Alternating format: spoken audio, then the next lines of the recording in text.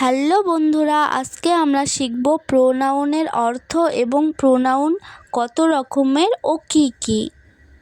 প্রাথমিকভাবে আমরা শিখেছি যে ওয়ার্ড নাউনের পরিবর্তে বসে তাকে প্রোনাউন বলে।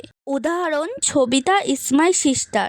তাহলে এখানে নাউন হচ্ছে ছবিতা, তাহলে ছবিতার পরিবর্তনে যদি আমরা এখানে বসাই দিই শি, তাহলে শি হচ্ছে pronoun, she is my sister. Pronoun একটি ওয়ার্ডের বদলেই বসে না, একাধিক ওয়ার্ডের বদলেও বসে। যাই হোক, প্রোনাউনগুলি সেন্টেন্সের বিভিন্ন স্থানে বসে এবং বিভিন্ন কাজ করে। ইংরাজিতে প্রোনাউনগুলি কখনো সেন্টেন্সের প্রথমে বসে, কখনো মাঝে, আবার কখনো শেষে, আবার একই স্থানে বসেও বিভিন্ন অর্থে কাজ করে।